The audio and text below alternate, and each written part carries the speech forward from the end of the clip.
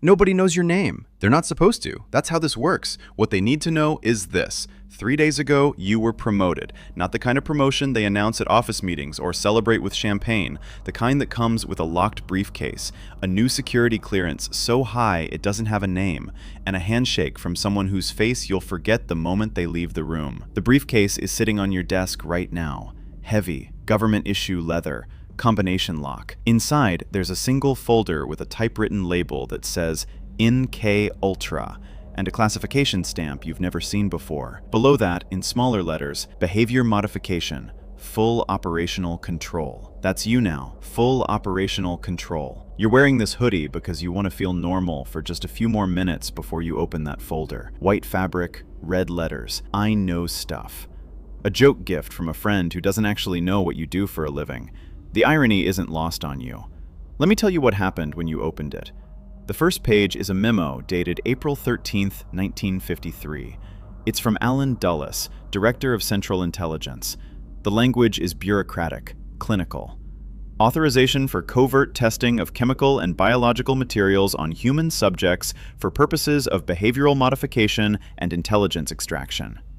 You read it 3 times before the meaning actually registers. Human subjects, not volunteers, not informed participants. Subjects. The next page is a list. Budget allocations, research institutions, Harvard, Stanford, McGill University in Montreal, hospitals, prisons, the National Institute of Mental Health. Over 30 institutions, all receiving funding through front organizations with names designed to sound boring. The Society for the Investigation of Human Ecology, the Geschichte Fund for Medical Research. You flip the page. There's a photograph paper-clipped to a personnel file. A man in his 40s, thin framed glasses, receding hairline. The caption reads, Dr. Sidney Gottlieb, Technical Services Staff, Project Director 1953 to 1963. This is your predecessor, the man who built this program from the ground up. You're reading his notes now, handwritten in the margins of experimental protocols. His handwriting is neat, precise, almost obsessive. One note says, LSD, dosage 200 micrograms. Subject exhibited complete ego dissolution within 90 minutes. Recommend higher doses for faster results. Another. Electroshock combined with sensory deprivation shows promise. Subject unable to recall own name after 72 hours. You have to stop reading for a moment. The office suddenly feels smaller. This isn't a research program. This is something else entirely. The goal isn't to study the human mind. The goal is to break it, to erase it, to reprogram it like you'd reprogram a machine. There's a proposal here from 1955, Operation Midnight Climax. You're not making that name up. The CIA rented apartments in San Francisco and New York, furnished them like brothels, installed two-way mirrors, and hired prostitutes to bring men back for drinks. The drinks were spiked with LSD. CIA officers watched from behind the glass, taking notes while these men, who had no idea they were being drugged, experienced complete psychological breakdowns. This ran for nearly a decade. Hundreds of subjects, maybe thousands. No consent, no medical oversight, just observation and documentation. Did any of them ever find out? Did they ever learn that the worst night of their life, the one they couldn't explain, the one that maybe broke their marriage or cost them their job or landed them in a psychiatric ward? Did they ever learn it was us? Probably not. That's the point. There's another file, thicker. The tab says, Cameron, Montreal, Subproject 68, Dr. Ewen Cameron, a psychiatrist at McGill University's Allen Memorial Institute.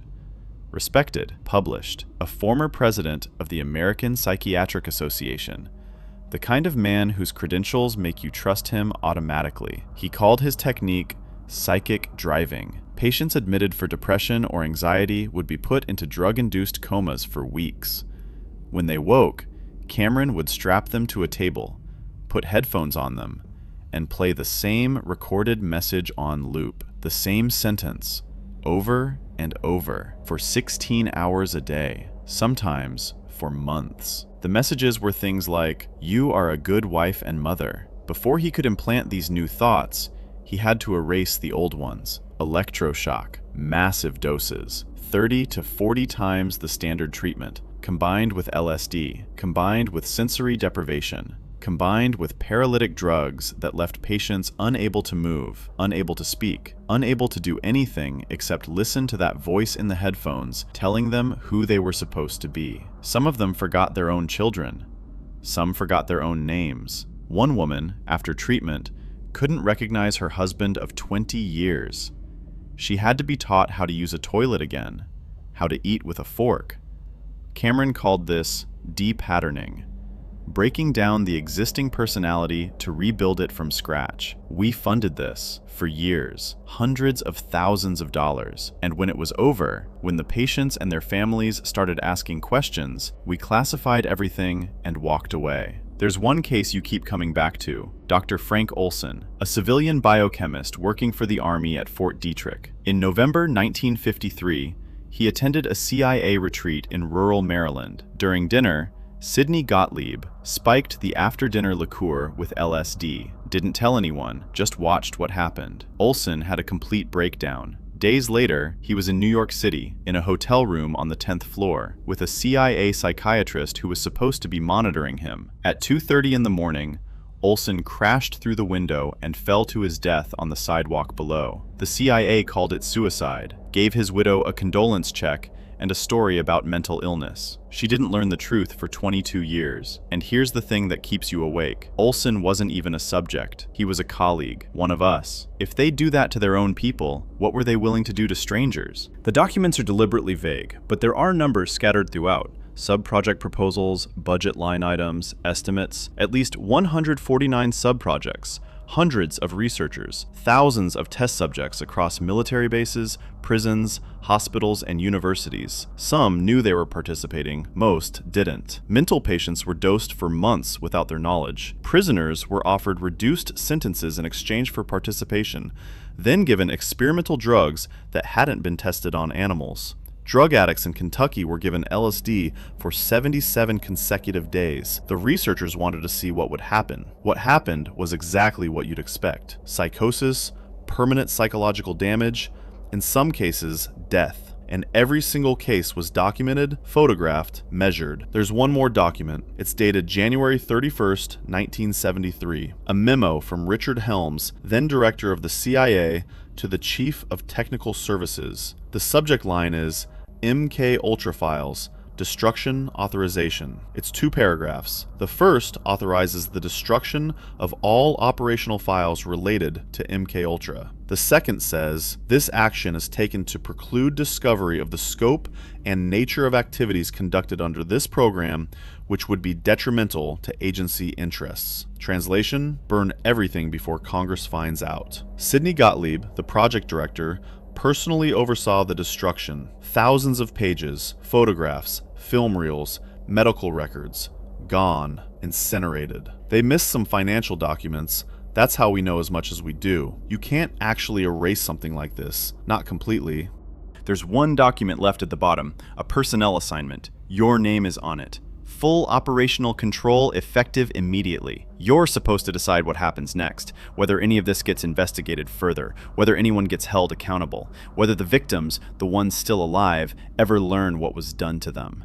And you think about the fact that you're sitting here in 2026 reading about programs that supposedly ended in 1973, and you're being asked to make decisions about them, which means, on some level, they never actually ended at all. The files still exist. The knowledge is still classified. The techniques are still documented. Someone knows how to do this. The question is, what do they do with that knowledge? You lock the briefcase, stand up, straighten your jacket. In an hour, you have a meeting with the deputy director. He's going to ask you what you found. He's going to ask you what you recommend. The worst thing about power isn't using it badly. It's convincing yourself that you're using it for the right reasons. Every person involved in MKUltra thought they were protecting America. They were wrong, but they were sincere, and that's the part that terrifies you. Because you're sitting in the same office, reading the same justifications, making the same calculations about national security and acceptable costs. You pick up the white hoodie.